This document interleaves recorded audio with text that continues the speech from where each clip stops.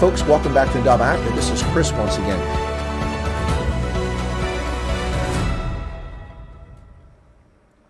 Good morning, folks. Welcome back to Chris Wyatt. This is the 4th of April, 2023. It's after midnight here, 12:31 on the East Coast. Some developments, breaking news in the arraignment hearing for President Donald John Trump will take place in Manhattan later today, scheduled for 2:15 for Trump to show up in the courtroom in Manhattan. A lot of developments, updates on that. But first, I want to start off by saying that it's comical and quite fascinating, the behavior of people on social media. Apparently, a whole bunch of people's feelings were hurt because I posted a video on 4 platforms informing the public about what's going on, an update about what's going on with Trump and the situation, the news at this hour, and people telling me to grow up, people saying bro, or brother and all that. First off, you're not my brother, and you don't talk to me like that. You need to grow up yourself. People telling me I don't know what I'm talking about when they have no idea who I am or what my background is or what I have been involved in my lifetime. It just shows you just the how the lack of impulse control allows social media to be a toxic playground. Now, what I reported in the TikTok videos I did on my 2 TikTok channels that I posted, as well as here at Real Chris Wyatt and over at Colonel Chris Wyatt, what I reported was that the judge in this case, Juan Merchan, has said that there will be no broadcast cameras in the courtroom, which will offend and upset a lot of people on the political left. And as I honestly, in my own analysis, reported, I think it'll probably disappoint President Trump, who will look to use this as an opportunity to, get some attention. But the left is going to be upset that Trump, apparently, according to reports coming out of New York earlier in the evening, will not get a perp walk, will not be fingerprinted, will not be handcuffed, and will not be remanded. He will be released into the wild, back into Manhattan, where he currently is at. As he left Mar-a-Lago today, miles-long convoy of people parked along the side of the road to wish him well on his trip up to New York. And a throng of reporters camped outside the Manhattan courthouse even as we speak at this hour. There will be live coverage of the event. I will cover that on probably at Colonel Chris Wyatt, the other channel. Later in the day, 2:15 Eastern Standard Time. I intend to finish my news broadcast at about 1:30 Eastern Standard Time. That'd be 7:30 in South Africa. And then I will go live on the same channel at Colonel Chris Wyatt to cover the news and give updates about what happens. We'll see what happens tomorrow. Apparently, reports coming out tonight that the grand jury indictments have been leaked, which is a felony offense, a crime that's current. It hasn't exceeded the statute of limitations. Apparently, that hurts people's feelings too, because there is no underlying crime here, and that's a matter of fact. Whether you here's the thing. These juvenile comments and behaviors from people, and by the way, YouTube once again squashed one of my shorts. My short had 1,400 views in less than 30 minutes, and they turned it off. It's like a magical thing. They just turn it off at 30 minutes, and it just stops. So the video went like this for 30 minutes, 29 minutes, and then it went like this. It's been like that for the last half hour. It's just amazing how their algorithm shuts you down. But the juvenile behavior of people who making ridiculous comments as if they think that they're my peers, they're not, on YouTube, making idiotic comments and stupid, just stupid references and the profanity, idiocy. It's sad. It's really, really sad. It's a matter of fact. Whether you don't like the facts, that's your problem. That's not my problem. If you don't like me calling Democrats demon rats, people like Nancy Pelosi and Chuck Schumer, well, then that's a difference of opinion.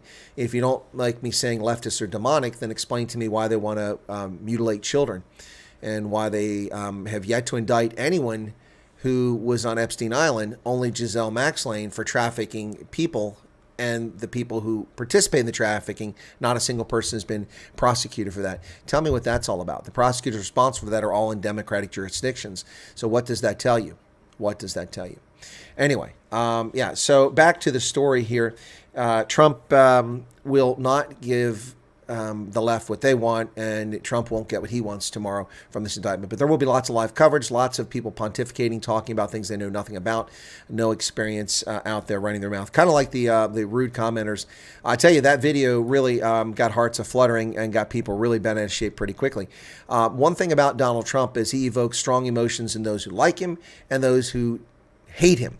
The irony is that for those wackadoodles that are disrespectful and rude to me on that that video, who are rude to me, they come out and they're just stupid.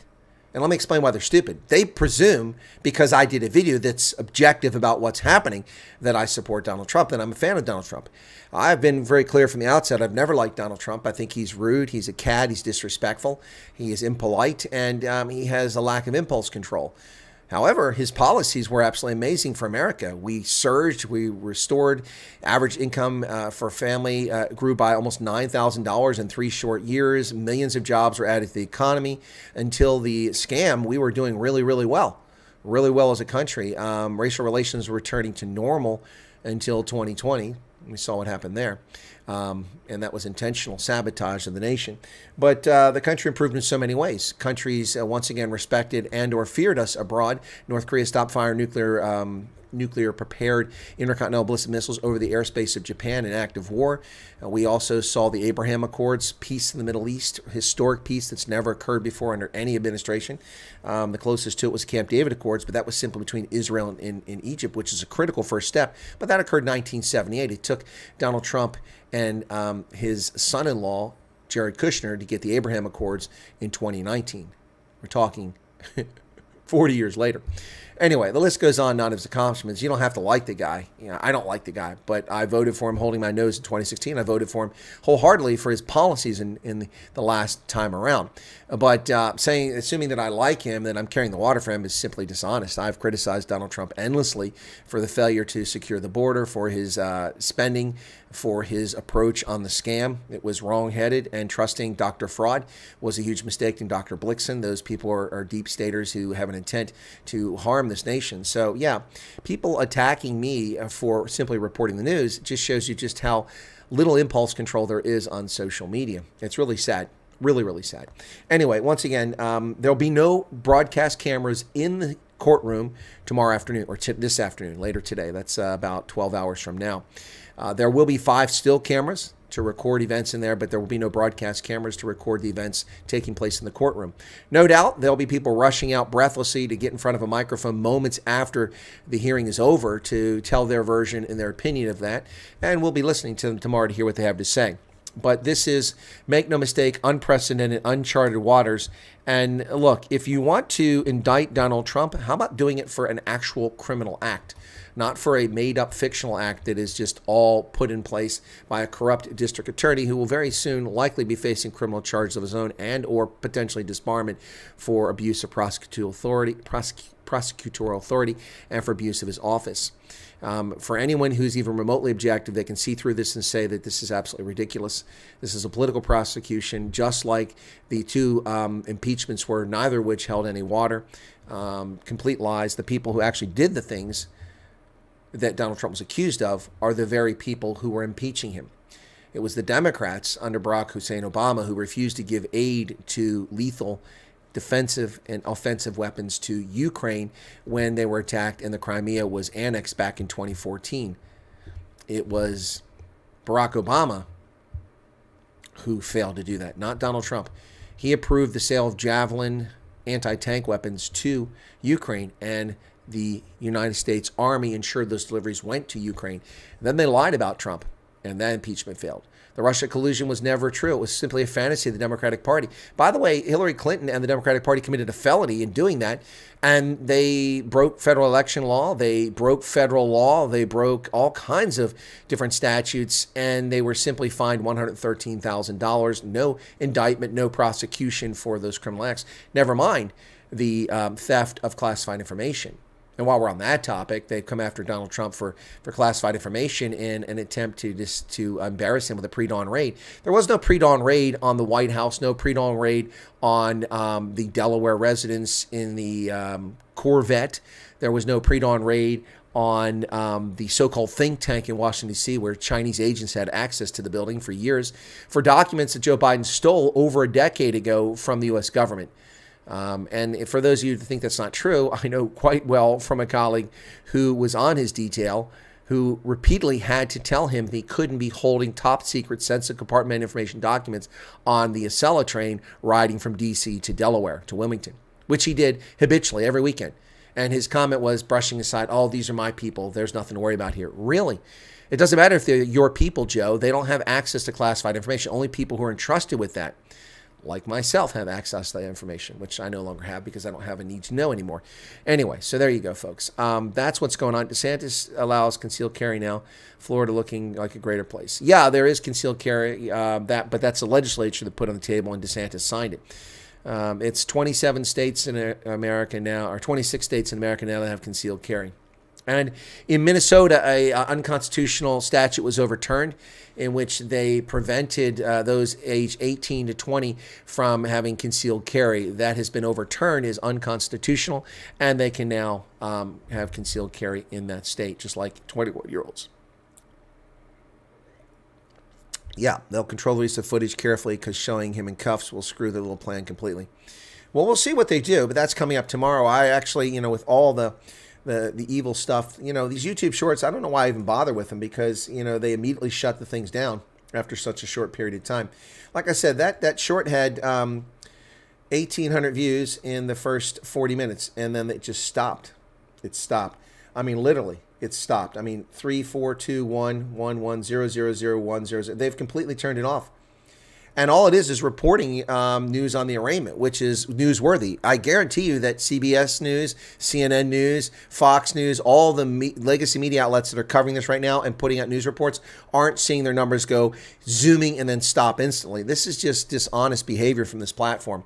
Yeah, it's as bad as the out-of-control comments from idiots. Trump should get ahead of the curve, do a photo shoot with him in handcuffs, copyright it. Exactly. He should do that. But that's a bit silly. It's going to give Trump more votes. I agree. That's what's going to happen here, Dreon. But we'll see what the charges are. Apparently, they've been leaked, which is a felony. That's not allowed, so we'll see what happens there. Anyway, but I'll tell you one thing. All you got to do is say Donald Trump, and people lose their freaking minds.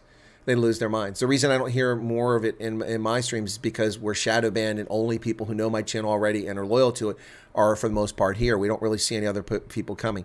Yeah, well, the 34 charges apparently have been leaked, Arctic, to the press by the district attorney's office, which is a felony. And so we're talking about a non-existent crime here, an underlying misdemeanor, which was past the statute of limitations over 5 years ago, and then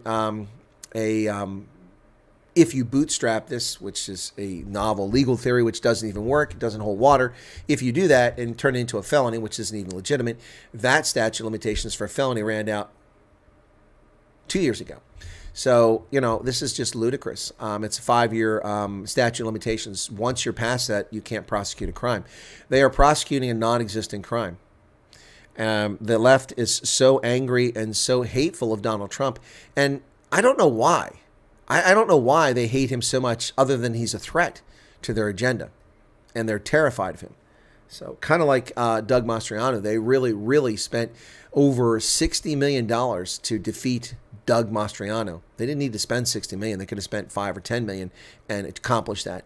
But they really, really, really don't screw a porn star. Well, for her part, Stormy Daniels denies that there was a sexual relationship. So I really don't know what you mean by screw a porn star. I'll take her at her word that there was no sexual relationship. So, I don't really know what to tell you. It's a non-disclosure agreement, so I don't know what's in it. It's a perfectly legal agreement, so I don't know what the issue is here. Yep. Yeah, anyway, that's kind of where we're at, folks. I kind of thought maybe we'd catch fire here. Maybe some more people show up at this hour who were obviously watching that short, but this obviously got the kibosh and didn't get the word out.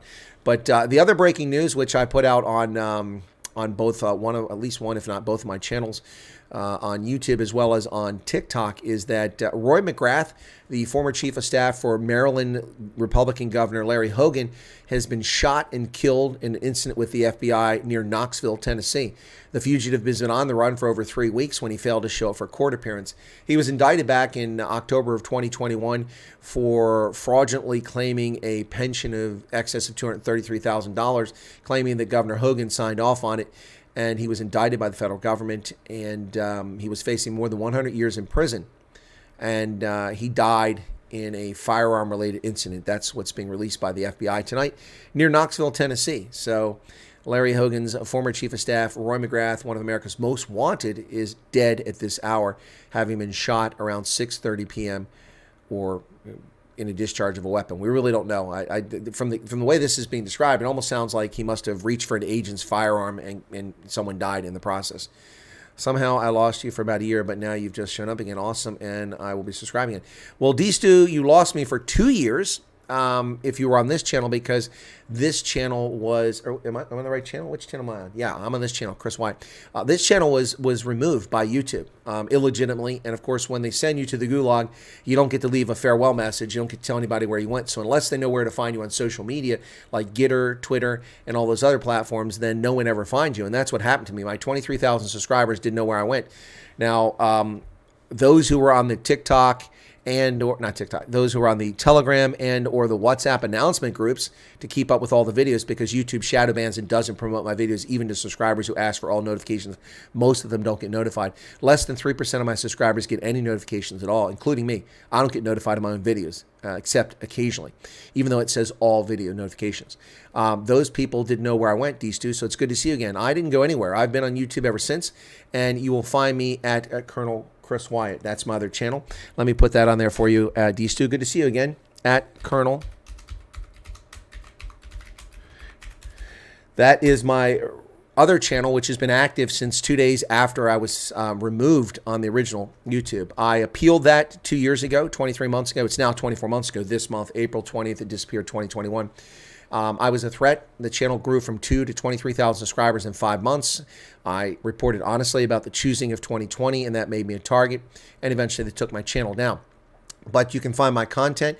Also, D-Stu, if you're curious about my trips to South Africa, 2 of which have occurred in the past 6 months. I spent 9 weeks in South Africa. In August and September, I was there, and again in January and February this year. The whole month of February, I was in South Africa. The first trip, I visited 7 of 9 provinces. I did 16 meet and greets in 30 nights that I was in country, which was exhausting, and I did an awful lot of stuff. This time I was interviewed by Gareth Cliff for Cliff Central. I interviewed other people. I did another event with the Sightlanders. I went to 5 of the 9 provinces, and I spent 5 weeks in South Africa on this trip. So those videos, the live streams, all the interviews are all over there, plus other things. And on this channel, please go check out my video production of the Voortrekker Monument, which came from this trip in February. So, Veronica, hey, welcome to you. Yeah, so I never went away from YouTube. It's just that people either are set in their ways or didn't look for me, or didn't know where to look for me, and people rediscover me once again. So I'm glad that people are finding me again. But I appealed that removal. By the way, my channel, to let people know, for those who were gone and didn't know about it, my channel was removed for a video that did not exist. I was given a 3rd strike when the 1st and 2nd ones weren't legitimate, but they ignored me on my appeal. They didn't even listen to me. They just told me, too bad. On the 3rd strike, I appealed and said, the video that you're removing my channel for does not exist. The video complied with your community standards when I published it 6 months prior. You subsequently changed your community standards, and I forgot about the video until a month ago when I got a 2nd strike, and I went through 1,700 videos, and I looked at all my videos, and I removed 43 videos that I was worried. I am on Rumble, but nobody goes to Rumble, D-Stu. I'm on Rumble. I've been on Rumble since before I ever lost my original channel. I've been on Rumble since 2021. I lost my channel, or since 2020, excuse me. I've been on Odyssey since February of 2021, but nobody goes there. I have like 450, not even 500 subscribers. Let me get you the Rumble channel in case you're interested in it. So, yeah, I don't put much on Rumble because I don't get rewarded for it. Nobody went there and followed me there. It kills me.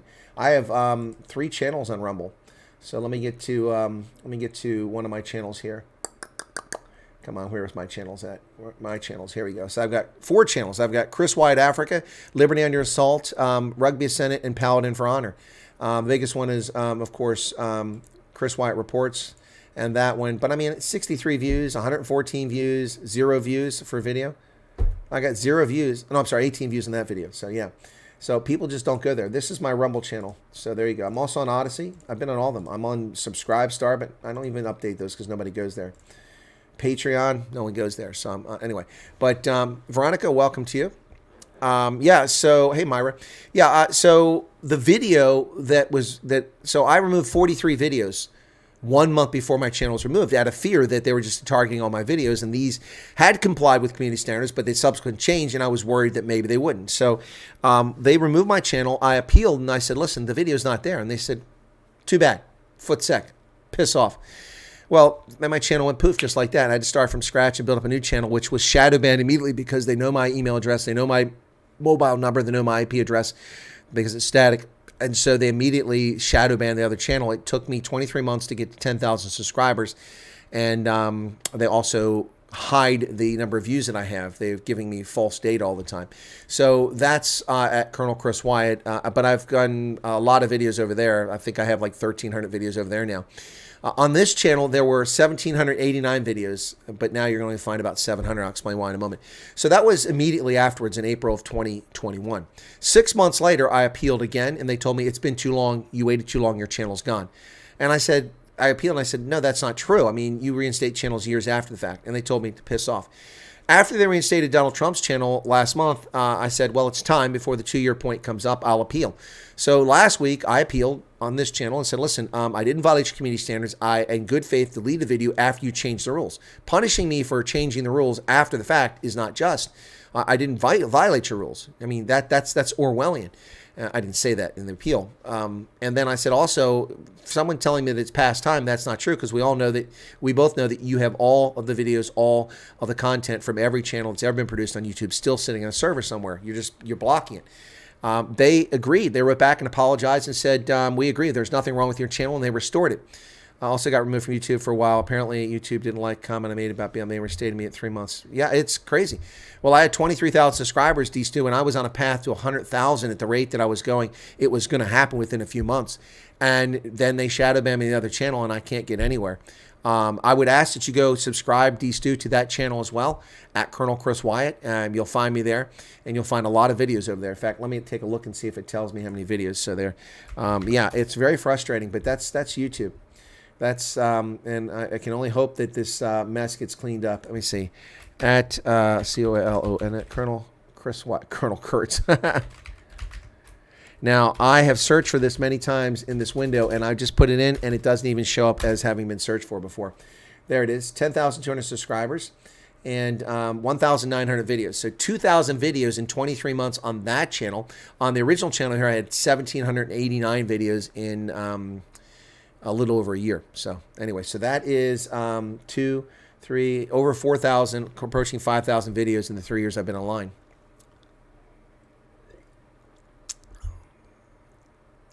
Sean, Rumble will let you know with email messages, but it's slow. It's very slow, but you have to authorize that. Yeah, Sean. Yeah, I know. That's another reason why WhatsApp and Telegram groups are so important for announcements. It's funny because my WhatsApp group for announcements started with 1,500 people. There's like 740 people left on it now. Definitely be a subscribe to the channel. Well, thank you for that. I appreciate that. You'll find some great content over there, including something I'm very proud of, and that's the documentary the Pet Zoo film crew filmed. I was on air talent. He was the filmographer and the editor, and that was on Hood Constantia Winery, Vineyard, and Cape Wine Industry. We did that's a 20-minute video. It's world class. It's professional video. And if it wasn't for my channel being shadow banned, that probably would have 500,000 views or something like that. But instead, it has a few hundred. Really, really sad. Thank you, Veronica, for subscribing. I take it, Veronica, you also saw me disappear and didn't know where to find me. So cool. Thank you guys for finding me here once again. Yeah, Sean, I know that Rumble, I get emails from Rumble, but it usually sends me like a week later after something I've already published. And I publish timely videos, and it's no longer timely a week later. So, but I get emails from them frequently. Yeah, Rumble is not up to prime time. They think they are, but they're not really up to prime time. So that's part of the problem. But Larry Hogan's former chief of staff is dead, killed in Tennessee. The FBI has confirmed that Roy succumbed to the injuries inflicted earlier this evening. Joseph Murtha said in a statement, "It's a tragic ending to the past 3 weeks of uncertainty. It's important for me to stress that Roy never wavered about his innocence." Okay, then why did he run? Doesn't mean he's guilty, but why did he run? The subject, Roy McGrath, sustained injury and was transported to the hospital. Yeah, McGrath was set to be tried on federal charges stemming from his time running the Maryland Environmental Service, a quasi-governmental state agency that provides services like wastewater management, composting, and recycling. Prosecutors said McGrath fraudulently obtained a severance payment of $233,647 when he left to take the job as Hogan's chief of staff and falsified a document reporting to show the governor had approved the payment. He was also accused of falsifying timesheets while vacationing in Europe and stealing money for tuition for classes at Harvard. Wow. Initially indicted on federal charges in October 2021 and pleaded not guilty. Faced a maximum sentence of more than 100 years in prison if convicted. FBI and U.S. Marshals had each offered a $10,000 reward for information leading to his arrest. So once again, that's a Republican. I'm reporting on Republican. We appeared about 4 days ago. It was a pleasant surprise. Yeah, Veronica. No, I got this channel back a week ago. So yeah. So yeah. Well, I wish that people had found me. It was really frustrating growing that channel. I've several times considered giving up, but I'll tell you what the reason I didn't give up, Veronica, is that I had made a promise to my viewers that I would travel to South Africa at least once, and try to visit my viewers and pay it back to them. And I did that in August, and it was a very heartwarming experience. When I went to Uppington to meet with the Sightlanders to do a presentation at Fireside with the Colonels, we had over 220 people travel from all over the country, some people driving for 17 hours to get to Uppington to attend this event with Vine DeToy, myself, Rob McGimsey, and others. And we had 22,000 people watch it live. Now, the thing about the live is that it was sabotaged 5 minutes before the broadcast because it was supposed to be broadcast on the Sightlanders YouTube channel. But the Sightlanders were given a strike for a video that was almost 2 years old 5 minutes before the broadcast. Tell me that's coincidental.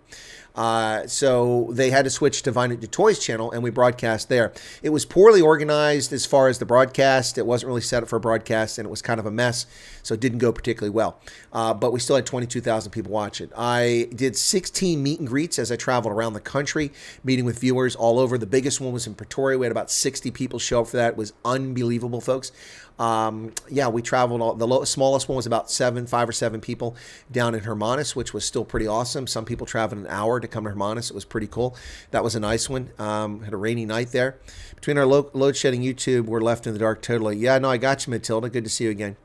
Yeah, so I had a fantastic trip that time, met with so many people. I was recognized at least 15 times that someone came up to me and said, "Hi, Colonel Chris Wyatt, man, it's so great to see you. I love your content." On this past trip, the 27th of January through the 28th of February, 5 weeks in South Africa, I visited 5 of 7 provinces, met again with the Sightlanders. We had another great event. It wasn't broadcast live this time, but the production was put out after the fact. I tried to broadcast it live, but people kept whining about the sound, so, I mean, there's nothing I could do about it. They were not very understanding. I tried to explain to people. People asked me to broadcast it live, and I said, well, it won't be a good setup because I can't control the camera. I don't have a cameraman and the sound. And so I did it for the people who asked for it, and then other people just whined about it. So, I mean, don't watch it if you don't want to watch it. But that event went very well. I was interviewed by Gareth Cliff for Cliff Central. I interviewed him. We did a live broadcast on that. I interviewed people all over the country, included cheesery in the Free State, a carpet trader in the Free State. I spoke once again at the Drakendale Choir School, as I did the previous trip. I went to Blood River and Isan Lawana, Rourke's Drift. I was going to go to Speenkop, but I couldn't find the road up to the hill because the sign is gone. They don't give a crap about it, so I couldn't get up there, even though I could see where it was at. I also went to the Voortrekker Monument, did a video production of that, which just came out a few days ago. That's on this channel. You can find that. That's approaching 1,000 views. Thank you for that, folks. Should be 1 million views, but anyway, the Rumble emails become like spam. Yeah, exactly, Sean. That's the problem. Didn't even make a dent in Pretoria's whiskey supplies, though. No, I didn't. Veronica says, would you ever come to Namibia? I moved here originally from the Western Cape. The Sightlanders are here, named the Sightlanders. Is notorious for bad internet. Yeah, Veronica, yes. No, I will be in Namibia at some point. The problem with Namibia, though, is that I don't have a lot of viewers, so it'd have to be really well arranged. Where are you at? Most likely, I would be limited to Windhoek and probably Swakopmund. Maybe Walfish Bay I might go down to, but that'd be pretty much about all I'd get to. Grootfontein is just simply a bridge too far, not enough viewers, and going south is also not. But I've been to Namibia several times. I have no objection to going. I love going to Namibia. In Windhoek, I can speak German, I can speak Afrikaans, I can speak English, I can listen to Portuguese, I can hear Herero, I can hear San languages, I can hear all kinds of things. It's pretty incredible. So Veronica, it's awesome. I love my Namibia viewers, the few that I have. I had a number because I had Marley's on here a couple years ago, and a lot of people jumped on the channel because Marley's on here. Of course, if you're from Namibia, you know who that is. My folk Marley's, who had to learn how to ride a bicycle, and she didn't know how to do that in order to be an au pair in the Netherlands. Just go in December to Swaka. Whole Namibia's there in any case. Yeah, but then the hotels are jammed with people. And I'm not a beach person. The water's still cold even in December because of that cold water. The Benguela current brings cold water up from the Arctic, which brings rich fishing beds. Yeah, but anyway. Yeah, so Veronica, that's awesome. If you can tell me where you're at, I would love to come to Namibia, but that's an additional expense. Doesn't mean it's impossible. The Erongo region in Karibe between Swakopmund and Windhoek. Okay. Yeah. Okay. Well, maybe I could stop there somewhere along the way. I have stopped at the German cemetery that's there on the route between the two, where German soldiers are buried from the, and it's not just Germans, but the Allied soldiers are buried there too, from the First World War when the Schutztruppe were there fighting against Jan Christian Smuts troops. Yep. But Namibia, ja, also ich liebe Namibien, es ist ja ganz schön, sieht wie Arizona aus, aber Arizona hat kein Meer daneben. There's no ocean next to Namibia, so, or no, next to Arizona. Actually incorrect, some marine biologists explained the cold water there to me, but my brain exploded. It has to do with vertical flow of ocean water. Yeah, it does, as a consequence of tides coming up from the Antarctic. I said the Arctic, I meant the Antarctic. Yep. We will sponsor your fishing trip and give you lots of biltong. Well, there you go, Veronica. By the way, one of the ways I'm able to do this, because while I'm not starving, I'm also not wealthy. The way I'm able to do this is that on my visits, people have been sponsoring my lodging. Now, I've paid for the rental cars, which are quite pricey. I pay for my flights, which are quite pricey, and I pay for a number of other things. But the lodging on the first trip, 30 nights, I didn't have to pay for a single night, but I did pay for 2, the first and last night, just to be sure. And everyone else either provided a place for me to stay. I stayed in people's homes occasionally. I stayed in hotels that people paid for, or I stayed in lodges and things where people knew someone or owned it, and I could stay for free. For instance, I stayed in the Santos Express, which is a train hotel in Mossel Bay. The owners are viewers, and so I stayed there. It's interesting because all these people were excited about my first trip. I haven't seen these people much of late, so I don't know if they've lost interest in what I do or what. Yeah, so anyway, but the second trip, I was recognized 27 times that I was aware of. Yeah, all over the country. Pretty fascinating stuff. I won't tell that story again because I mentioned earlier today. But yeah, so let me just get to some of the stuff very quickly here, and then we're going to wrap up for this evening at this hour. So that's not what I want. That's the wrong screen. Hang on a second here. That's the one I want. Okay, let's see if we can get that to come up properly here. It should come up here. So the judge says no news cameras to broadcast Trump's full court appearance. Now, Trump is in Manhattan at this hour. New York Supreme Court Judge Juan Marchand rejected a request by several media organizations, including CNN, for permission to broadcast the historic proceedings. There will be 5 still photographers allowed to take pictures in the courtroom before the hearing begins.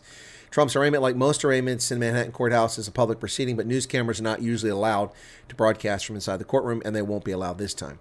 In rejecting the request to broadcast the arraignment, Marchand nonetheless wrote about the historical significance of the proceedings in stark terms.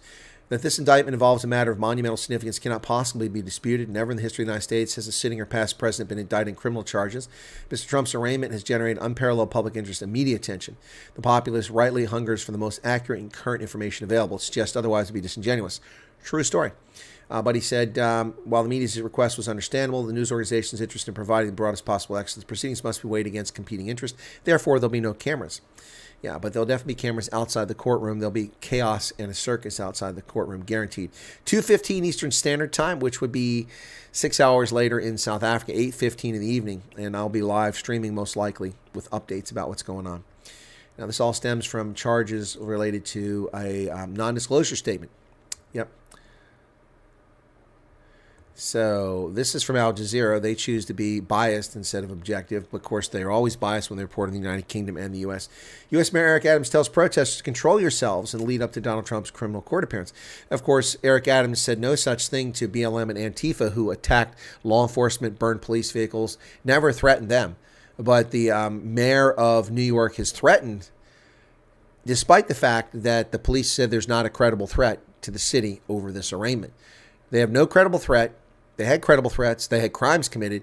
They never threatened Antifa or BLM, but they've threatened people who are supporting Trump or who are angry about this. This is ridiculous.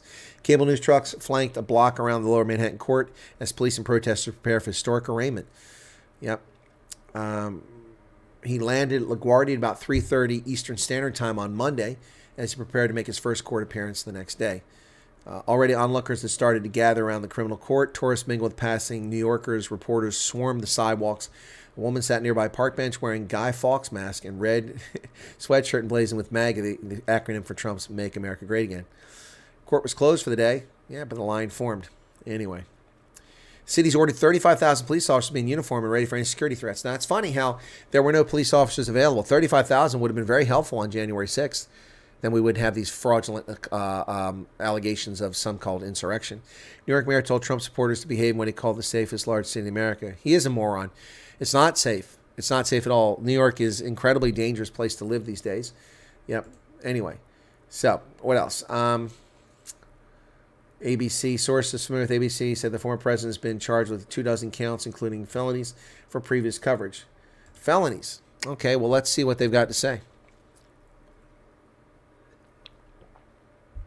Yep, we will see. He arrived at Trump Tower earlier. Here's a picture of Trump arriving at Trump Tower earlier. Yep, in Midtown Manhattan. Trump arraignment judge bans use of digital devices, allows photos before hearing. This is on the NBC's reporting. Indictment remains sealed, despite the fact that it's been reported that it's been leaked. I haven't seen the charges, so I don't know if it's really been leaked. Representative Marjorie Taylor Greene of Georgia plans to host a protest with Trump supporters in New York at 10:30 tomorrow morning. Well, that should be interesting. They'll probably arrest her. They'll probably arrest a member of Congress. Watch that. They'll want to set another precedent by arresting a member of Congress. Watch that. Yep. On the eve of surrender, Trump has added a new attorney to his defense team. Yep. Todd Blanche previously represented Trump's former campaign manager, Paul Manafort. Days before former President Donald Trump was to surrender to face charges stemming from the non-disclosure statement, he added a new lawyer to his defense team, former federal prosecutor with wide experience in white-collar cases. The lawyer, Todd Blanche, will work with Susan Nichelis and Joseph Tacopino, who've been representing him in the investigation by the Manhattan District Attorney's Office that led to an indictment. Expect to be unsealed tomorrow. Trump has denied wrongdoing and is expected to plead not guilty when he appears in court. Mr. Blanche, 48, has a reputation as aggressive but measured advocate as well as ties to Trump's legal team. So that's what's going to happen there. Now, this is interesting. The left, the political left, and the political left in the media are terrified of a third-party movement. The No Labels Party, which is seeking to get on the ballot in 50 states because they're not happy with either Trump or with Biden as potential candidates. And the Democrats are terrified that it will cost them the election, the presidency. But by the same token, why shouldn't Republicans be concerned? Anyway, so they're trying to prevent a third party from getting on the ballot. Talk about undemocratic. That's what's going on. They're doing it in Arizona and elsewhere. The terrifying threat that No Labels will re-elect Trump. Why a mysterious group building a political doomsday device, by Jonathan Chait, New York political columnist. One underrated scenario that would enable a right-wing authoritarian like Ron DeSantis or even Donald Trump. Okay, first off, a right-wing authoritarian. Again, I challenge, and this is like the idiots who just made idiotic comments about my video on the other channel. Define right-wing authoritarian. What has Ron DeSantis or Donald Trump done in violation of the law in an authoritarian fashion? Neither of them have violated state or federal law in their pursuit as chief executive of the state of Florida and of the United States. They followed the law exactly. Never broke the law. The interesting thing is this, is that Joe Biden has repeatedly illegally broken the law. He violated Title 42 just because he didn't like it and invaded our country with criminal alien invaders, dumping them in Harrisburg, in Albany, in Tallahassee, in our midst. Criminal alien invaders without identification. And now they can determine their gender based with no evidence, whereas other people have to provide some sort of evidence of a sex change or something like that. Joe Biden serially repeatedly. His executive orders violate the Constitution, and he is told he can't do it, and a court orders him not to, and he still does it anyway. Whereas Donald Trump, every time a fraudulent appeal was made against his executive orders, taken to court in the Ninth Circuit in San Francisco, something like that, the Trump administration would comply with a cease and desist order from federal judges, and they would stop enacting the executive order until it went through the appeal process and they won eventually. but the damage was done. Trump followed the rule of law. He adhered to court decisions. The Democrats never adhere to the rule of law. They violate all the time. So how do you call Donald Trump an authoritarian? This guy is just an asshat. Just an asshat. Donald Trump never ignored the courts. When the court said he couldn't enact, he couldn't do this, he couldn't do that, he stopped. And then he appealed it. And he was right on the basis of the law. And then things went forward. Anyway, and that really burns the left shorts. It really does, because it's the truth. And it hurts their feelings. They don't want to admit the truth. They just want to spew lies and nonsense and hatred. And if you stand up for the truth, which is what I do, then somehow you're in the tank for Trump. Not at all, buddy. Not at all. Ted Cruz was my candidate, and he's still my candidate now. Not Asa Hutchinson, who declared his candidacy today. Not any of these other clowns. Yep. Like a far-off meteor headed directly for Earth, No Labels campaign is simultaneously distant yet disconcertingly likely to cause a catastrophe. So they are trying to demonize the third-party movement because this country is so fixated on the two parties that any third-party effort is considered something that will cause them not to be in power. Good.